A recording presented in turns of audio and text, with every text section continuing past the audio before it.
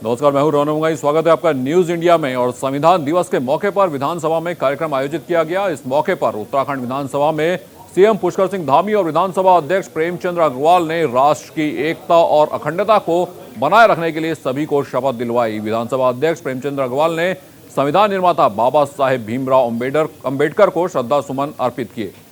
तो सीएम धामी और विधानसभा अध्यक्ष ने यहाँ पर विधानसभा अध्यक्ष ने अखंडता की शपथ दिलवाई। संविधान दिवस आज है, तो संविधान दिवस के उपलक्ष्य में यहाँ उत्तराखंड विधानसभा में एक कार्यक्रम रखा गया। सीएम धामी और विधानसभा अध्यक्ष इसमें शामिल हुए। बाबा साहब भीमराव अम्बेडकर को भी याद किया गया। और ये तस्वीर आप देख रहे हैं, विधानसभा अध्यक्ष और पुष्कर सिंह धामी मौजूद थे इस कार्यक्रम में। संविधान दिवस है आज और इसलिए देश की अखंडता की शपथ यहाँ पर दिलवाई गई। विधानसभा अध्यक्ष ने अखंडता की शपथ दिलवाई। तो ये तस्वीरें आप देख रहे हैं उत्तराखंड से, जहां पर संविधान दिवस के अवसर पर ये कार्यक्रम रखा गया था।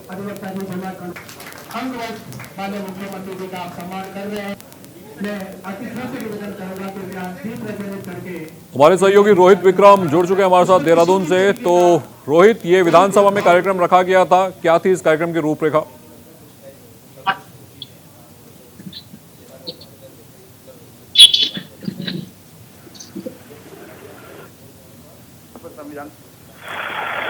और लगता है रोहित से संपर्क नहीं हो पा रहा है, वापस लौटेंगे रोहित के पास। तो ये उत्तराखंड विधानसभा में कार्यक्रम रखा गया था जिसमें आज संविधान दिवस है, तो ऐसे में संविधान दिवस मनाया गया उत्तराखंड में। पुष्कर सिंह मुख्यमंत्री भी मौजूद थे, सीएम धामी और विधानसभा अध्यक्ष शामिल हुए इस कार्यक्रम में। संविधान दिवस पर यह कार्यक्रम आयोजित किया गया था, दीप प्रज्वलित किया गया। बाबा साहब भीमराव अम्बेडकर को भी याद किया गया। और जुड़ चुके हैं रोहित हमारे साथ, एक बार फिर रोहित का रुख करते हैं। तो रोहित, क्या थी इस कार्यक्रम की पूरी रूपरेखा?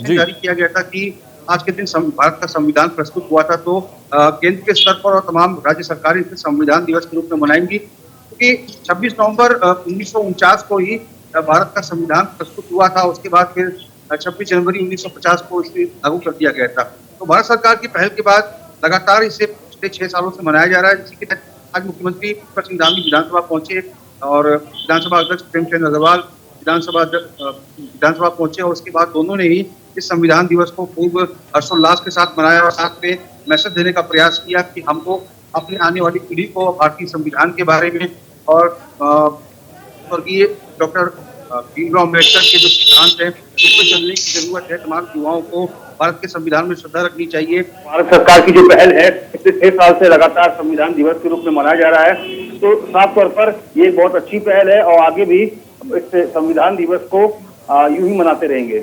रोहित, धन्यवाद आपका इस जानकारी के लिए। वापस लौटेंगे आपके पास। रुक करते हैं अगली खबर का। उत्तराखंड विधानसभा का शीतकालीन सत्र अब 9 और 10 दिसंबर को देहरादून में आयोजित किया जाएगा। विधानसभा के सत्र की तारीख तीसरी बार बदली है। पहले विधानसभा सत्र 19 और 30 नवंबर को देहरादून में आयोजित किया जाना था। उसके बाद 7 और 8 दिसंबर को सत्र कराने पर सहमति बनी, जो गैरसैंण में आयोजित होना था। लेकिन अब विधानसभा सत्र की तारीख 9 और 10 दिसंबर कर दी गई है, जो देहरादून में ही आयोजित होगा। तो ये खबर हम उत्तराखंड से बता रहे हैं कि जो विधानसभा सत्र था उसकी तारीख लगातार बदलती गई। पहले गैरसैंण में आयोजित होना था, लेकिन अब विधानसभा सत्र देहरादून में ही आयोजित होगा। तो ये खबर उत्तराखंड में विधानसभा सत्र की, जो कि अब देहरादून में ही आयोजित होगा। पहले गैरसैंण में ये सत्र आयोजित होना था। देहरादून, जो कि अभी भी अस्थायी राजधानी के तौर पर जाना जाता है, विधानसभा सत्र की बात ये हो रही थी कि गैरसैंण में 2 दिन का जो सत्र है वो गैरसैंण में किया जाए, लेकिन फिर उस बात पर सहमति नहीं बनी और देहरादून में ही ये सत्र आयोजित किया जाएगा।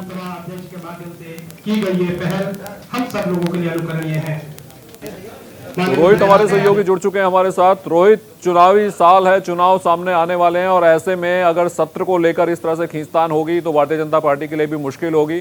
गैरसैंण में सत्र न करवाने की क्या वजह रही? साफ तौर पर रमन, देखिए, पहले जो तय कार्यक्रम के अनुसार 29 नवंबर और 30 नवंबर को 2 दिन जो है देहरादून में विधानसभा का शीतकालीन सत्र कराए जाने की कार्य योजना बनाई गई थी। उसके बाद फिर से स्थगित कर दिया गया। फिर उसके बाद 7 और 8 दिसंबर को गैरसैंण, जो कि ग्रीष्मकालीन राजधानी उत्तराखंड की, वहां पर शीतकालीन सत्र कराए जाने की बात पर मुहर लगी। लेकिन अब एक बार फिर से 9 और 10 दिसंबर को देहरादून में इस शीतकालीन सत्र को कराए जाने पर सहमति बन रही है, क्योंकि विधानसभा अध्यक्ष प्रेमचंद अग्रवाल ने साफ तौर पर कहा है कि उनकी बातचीत हुई है नेता विपक्ष प्रीतम सिंह से और संसदीय कार्य मंत्री बंशीधर भगत से।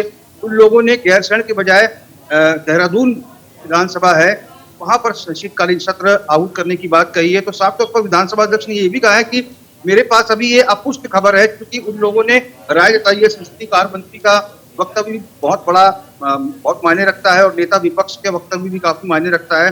अब चूंकि अब इस पे अंतिम फैसला जो है राज्य सरकार को करना है, तो राज्य सरकार यदि ये निर्णय ले लेती है कि 7, 9 और 10 दिसंबर को देहरादून में शीतकालीन सत्र आहूत होगा, तो उसके बाद ये समझ लिया जाएगा कि इस पर अंतिम मुहर लग गई है। फिलहाल उन्होंने कहा है कि ये फिलहाल ऐसा लग रहा है और ये अपुष्ट खबर मिल रही है, तो इस पर उन्होंने अपना जो है स्टेटमेंट दिया है। रोहित बने रहिए, वापस लौटेंगे आपके पास। रुक करते हैं अगली खबर का। उत्तराखंड के सीएम पुष्कर सिंह धामी ने भ्रष्टाचार पर प्रहार किया है और भ्रष्टाचार में शामिल वन विभाग के अधिकारियों पर गाज गिरी है। बता दें कि फॉरेस्ट डिपार्टमेंट के चीफ राजीव भरतरी को प्रमुख वन संरक्षक पद से हटा दिया गया है और इसके साथ ही कई अधिकारियों पर कार्रवाई की है। सीएम धामी ने साफ कहा है कि कॉर्बेट पार्क को लेकर लगातार लापरवाही और भ्रष्टाचार की शिकायतें मिल रही थी, जिसके बाद कड़ी कार्रवाई की गई है। तो ये खबर आपको बता दें, भ्रष्टाचार पर लगाम लगाने की कोशिश यहां पर की गई है। जो वन विभाग के अधिकारी हैं उनके ऊपर कार्रवाई की गई है। बताया गया है जिम कॉर्बेट का जो इलाका है वहां से लगातार भ्रष्टाचार और अनियमितताओं की शिकायत सामने आ रही थी, तो सीएम ने भ्रष्टाचार को लेकर कार्रवाई की है। तो रोहित हमारे साथ जुड़ गए हैं। तो रोहित, ये क्या है पूरा मामला और किस तरह की शिकायतें मिल रही थी पुष्कर सिंह धामी को? बिल्कुल साफ तौर पर रमन, जब से मुख्यमंत्री पद सीएम पुष्कर सिंह धामी ने संभाला है उसके बाद से लगातार उनको जो है कॉर्बेट नेशनल पार्क जो कि वन विभाग के अंतर्गत आता है उसको लेकर तरह तरह की शिकायतें मिल रही थी वन विभाग की तरफ से, और तमाम जो वन मंत्रालय है उसकी तरफ से कई बार हिदायत भी दी गई कि जो कॉर्बेट नेशनल पार्क में अवैध निर्माण हो रहे हैं तमाम वन अधिकारियों के संरक्षण में और जो तमाम भ्रष्टाचार वहां पर पनपता जा रहा है, तो लिहाजा पहले भी वार्निंग दी गई थी, लेकिन उसके बावजूद भी बदस्तूर ये सिलसिला जारी रहा। उसके बाद मुख्यमंत्री ने स्वयं इसका संज्ञान लिया और मुख्यमंत्री ने अंतिम चेतावनी दी, लेकिन फिर भी ये तमाम अफसर अपनी आदत से बाज नहीं आए। उसके बाद सरकार ने निर्णय लिया है और अब तक का पिछले 5 साल तक का वन विभाग का सबसे बड़ा ये ट्रांसफर है, स्थानांतरण है। कुल मिला के 29 बड़े अधिकारियों को का हेर बदल किया गया है, उनका ट्रांसफर किया गया है और साफ तौर पर जो चीफ वाइल्ड लाइफ वार्डन थे जिनके पास वन्य जीवों के संरक्षण की जिम्मेदारी होती है उनको हटा दिया गया है और उनके जगह प्रयाग मधुकर को चीफ वाइल्ड लाइफ वार्डन बनाया गया। और जो वन विभाग के पूरे एचओडी हैं जो प्रमुख है राजीव भरतरी, उनको जैव विविधता बोर्ड का अध्यक्ष बनाया गया है और यहाँ पर उनको कार्य मुक्त कर दिया गया है और विनोद कुमार को एचओडी वन विभाग बनाया गया है। तो साफ तौर पर समझ सकते हैं कि सरकार ये भी कह रही है कि वो जीरो टॉलरेंस और नो पेंडेंसी इन तमाम विषयों को लेकर, इन तमाम मुद्दों को लेकर काम कर रही है और एक मैसेज देने का प्रयास जनता के बीच में भी हो रहा है कि सरकार भ्रष्टाचार को किसी भी कीमत पर बर्दाश्त नहीं करेगी। रमन, रोहित बने रहिए, वापस लौटेंगे आपके पास। तो देश भर में आज संविधान दिवस मनाया गया। इस मौके पर उत्तराखंड कांग्रेस ने प्रदेश भर में संविधान दिवस के मौके पर कार्यक्रम आयोजित किए। कांग्रेस ने संविधान दिवस को संविधान बचाओ दिवस के रूप में मनाया, जिसमें कांग्रेस नेता हरीश रावत ने शिरकत की। इस दौरान बाबा साहेब डॉक्टर भीमराव अम्बेडकर की जमकर सराहना की तो मोदी सरकार पर संविधान को कमजोर करने का भी आरोप लगाया। वहीं कांग्रेस प्रदेश अध्यक्ष गणेश गोदियाल ने कहा कि आज लोकतंत्र को सरकार से काफी खतरा है। तो कांग्रेस ने भी संविधान दिवस आज मनाया, लेकिन उसे संविधान बचाओ दिवस का नाम दिया और कहा गणेश गोदियाल ने कि लोकतंत्र को सरकार से काफी खतरा है। तो ये तस्वीरें इस वक्त आप देख रहे हैं, कांग्रेस का कार्यक्रम है जहां पर संविधान दिवस मनाया जा रहा है।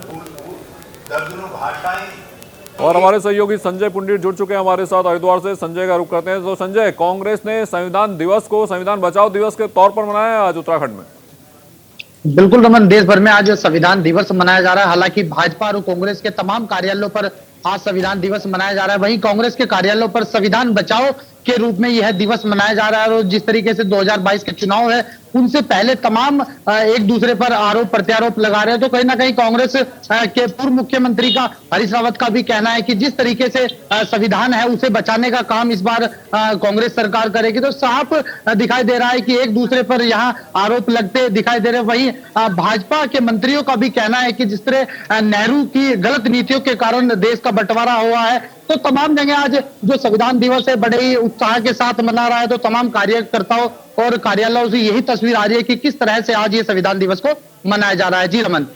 बिल्कुल, तो ये कांग्रेस ने क्या पूरे उत्तराखंड में ये अभियान चलाया है या फिर हरिद्वार और आसपास के इलाकों में ये कांग्रेस ने इस संविधान दिवस पर एक कार्यक्रम रखा था? बिल्कुल रमन, आज प्रदेश भर में ही आज कांग्रेस का संविधान बचाओ के तहत ये कार्यक्रम रखा गया और तमाम जगह संविधान दिवस को मनाया। लेकिन इनका एक संविधान को जो मनाया गया है तो इन साफ तौर पर कहना है कि जिस तरीके से भाजपा सरकार के द्वारा भ्रष्टाचार और महंगाई लगातार बढ़ती जा रही है, तो उसमें साफ कहना है कांग्रेस नेताओं का को संविधान को बचाना होगा। इस बार उत्तराखंड में जो सरकार है वो कांग्रेस की लानी होगी। तो साफ देखी जा सकते तस्वीरों में कि किस तरह से इन्होंने आज संविधान बचाओ के रूप में आज यहाँ दिवस मनाया। जी रमन। संजय बने रहिए, वापस लौटेंगे आपके पास। रुक करते हैं अगली खबर का। उत्तर प्रदेश और उत्तराखंड के परिसंपत्ति विवाद को लेकर सीएम धामी और सीएम योगी की मुलाकात रंग लाई है। कुछ दिन पहले दोनों प्रदेशों की मुखियाओं की हुई मुलाकात में परिसंपत्तियों पर मंथन किया गया, जहां अब बैठक में लगभग सभी मामलों में सहमति बन चुकी है। उत्तराखंड को 24 नहरों को ट्रांसफर करने का आदेश जारी कर दिया गया है। प्रदेश के सिंचाई मंत्री सतपाल महाराज ने बताया कि वर्षों से लंबित परिसंपत्तियों के मामले में प्रदेश को बड़ी सफलता मिली है।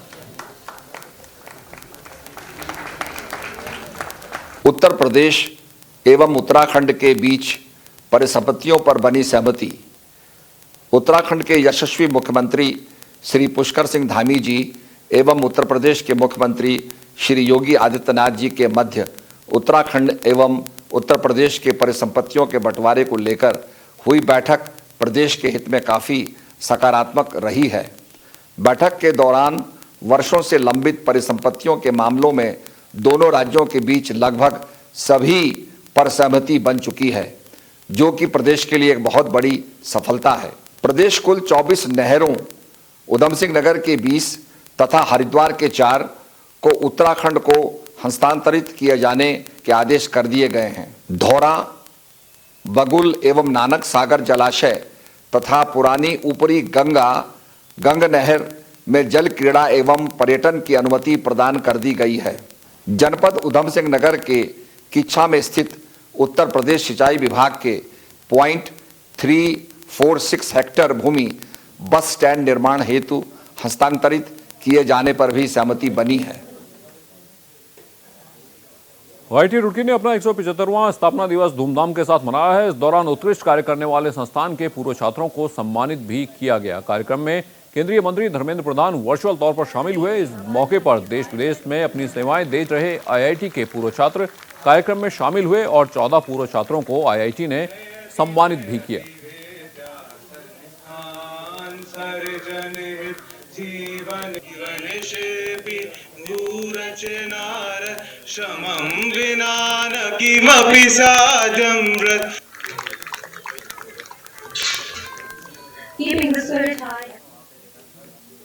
विधानसभा चुनाव की तैयारियों को लेकर राजधानी देहरादून में कांग्रेस स्क्रीनिंग कमेटी की बैठक हुई। अविनाश पांडे की अध्यक्षता में हुई बैठक में पार्टी की आगामी रणनीति और टिकट बंटवारे के मामले पर मंथन किया गया। कांग्रेस कोर कमेटी की बैठक में एक बार फिर से जीत हासिल करने और प्रदेश में कांग्रेस की सरकार बनाने को लेकर हुंकार भरी गई।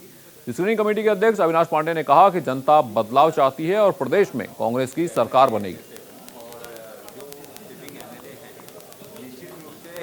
जिन्होंने अच्छा काम चेयरमैन के हैसियत से हूँ और जो सिटिंग एमएलए हैं निश्चित रूप से जिन्होंने अच्छा काम किया है, जिन्होंने परफॉर्मेंस किया है, चेयरमैन के हैसियत से हूँ और जो सिटिंग एमएलए हैं निश्चित रूप से जिन्होंने अच्छा काम किया है, जिन्होंने परफॉर्मेंस किया।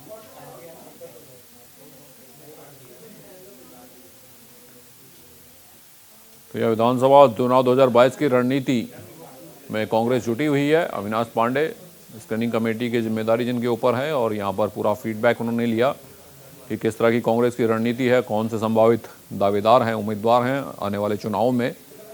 तो यहां पर पूरी रणनीति आने वाले चुनाव को लेकर कांग्रेस बनाती हुई नजर आ रही है। जगह जगह कार्यक्रम किए जा रहे हैं और साथ ही साथ किस तरह से संगठन को मजबूत करना है उस पर भी चर्चा करते हुए कांग्रेस संगठन के पदाधिकारी नजर आ रहे हैं।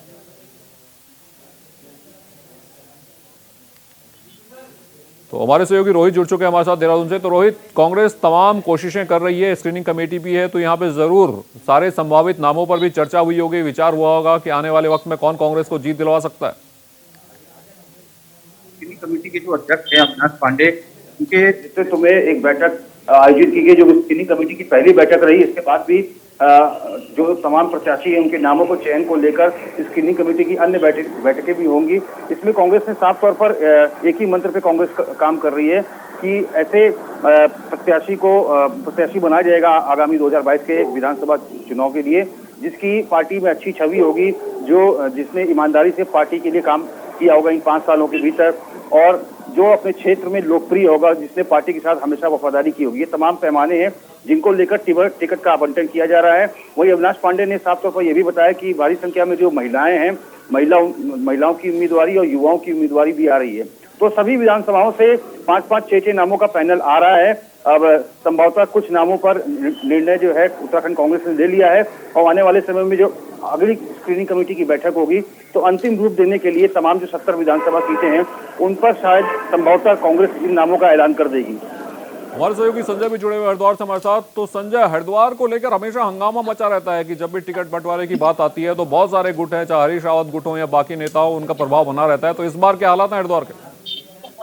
बिल्कुल रमन, आपको बता दें 2022 के चुनाव को लेकर जो कांग्रेस है वो युद्ध स्तर पर काम कर रही है, और आने वाले चुनाव में 2022 के चुनाव में जो अहम मुद्दा रहने वाला है वो महंगाई, भ्रष्टाचारी और बेरोजगारी है। इन्हीं को लेकर हरीश रावत तमाम बैठकें कर रहे हैं और जनसंपर्क भी कर रहे हैं लोगों से। हालांकि पूर्व मुख्यमंत्री हरीश रावत जब जनता के बीच पहुंचते हैं तो कहते हैं कि 2022 के जो चुनाव होंगे उसमें पूर्ण बहुमत से जो कांग्रेस आएगी। तो उसमें अगर हरिद्वार की बात की जाए तो यहाँ पे 11 विधानसभा सीटें, जिनमें से कहीं ना कहीं बीते चुनाव की बात की जाए तो बीजेपी की बल्ले बल्ले रही है, और ज्यादातर जो विधायक हैं वो भाजपा के रहे हैं। हालांकि 2 से 3 विधायक हैं जो कांग्रेस के।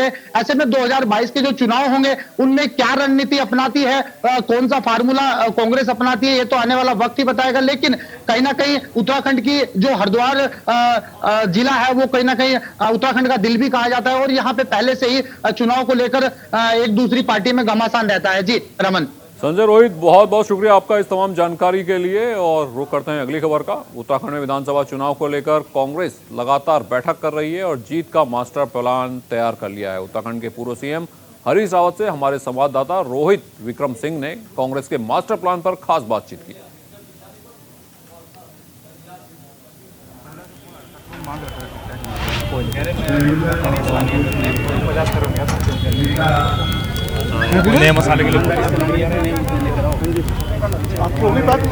इक्कीसवीं सदी के उन्नतशील उत्तराखंड की रचना के लिए काम कर रहे हैं। सर, आपने आरोप लगाया कि जब गृह मंत्री अमित शाह देहरादून आए थे तो उन्होंने 12 बार आपका नाम लिया, क्या कहना है आपका? 13 बार नाम लिया, लेकिन मैं आभारी हूँ उनका। लोकतंत्र के अंदर मैं इसको सम्मान मानता हूँ। परिसंपत्ति के बंटवारे पर क्या कहना है?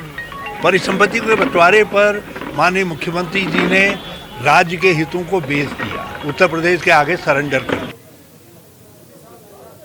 उत्तराखंड कांग्रेस ने चुनाव को लेकर तैयारियां पूरी कर ली हैं और प्रदेश अध्यक्ष गणेश गोदियाल से हमारे संवाददाता ने खास बातचीत की। गढ़वाली प्रेस रखो आप लोग।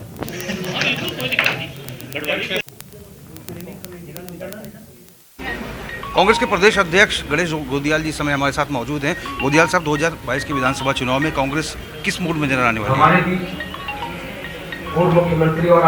कांग्रेस जनता की बातों को लेकर जनता के बीच जाएगी और आने वाले विधानसभा चुनाव के जो आपने कहा है कि क्या आपके मुद्दे होंगे, तो इस भारतीय जनता पार्टी की सरकार का 5 साल का जो कुशासन है वो कुशासन सबसे बड़ा मुद्दा है जनता की नज़र में। जनता ये महसूस कर रही है कि अतीत में बड़े बड़े नेताओं ने आकर बड़े बड़े बातें कहकर हमें ठगा है और उसका प्रतिशोध, उसका बदला लेने की भावना जनता के मन में है। और लोकतंत्र में जनता बदला किस रूप में लेती है, उसका तरीका क्या होता है, ये बात सभी को पता है कि जो वोट की ताकत है उस वोट की ताकत को दिखाकर लोग बदला लेते हैं। परिसंपत्तियों के बंटवारे को लेकर बीजेपी अपनी खुद की पीठ थपथपा रही है, आप लोग संतुष्ट नजर नहीं आ रहे। ये भारतीय जनता पार्टी को ही मुबारक हो कि इस प्रदेश के हितों को दरकिनार करते हुए, इस प्रदेश के हितों पर कुठाराघात करते हुए जो समझौते उन्होंने किए और उसके बाद जो अपनी पीठ थपथपा रहे हैं, ये उन्हीं को मुबारक हो। हम इसे होने नहीं देंगे। हम ये चाहते हैं कि ये समझौता सम्मान के साथ हो और उत्तराखंड के हितों की रक्षा हो सके। हम ऐसा समझौता चाहते हैं। 4 धाम देवस्थानम एक्ट के बारे में क्या स्टैंड है कांग्रेस? पहले कह चुके हैं कि हम इसको समाप्त करेंगे। साफ तौर पर कांग्रेस के प्रदेश अध्यक्ष गणेश गोदियाल का साफ स्टैंड है कि आगामी 2022 के विधानसभा चुनाव को लेकर कांग्रेस अटैकिंग मोड में नजर आएगी और तमाम जो विषय हैं उनको लेकर कांग्रेस जनता के बीच जा रही है। न्यूज इंडिया के लिए देहरादून से रोहित विक्रम सिंह। तो उत्तराखंड के इस खास बुलेटिन में इतना ही। न्यूज इंडिया में वक्त हो चला एक छोटे से ब्रेक का। ब्रेक के बाद भी खबरों का सिलसिला चलता रहेगा।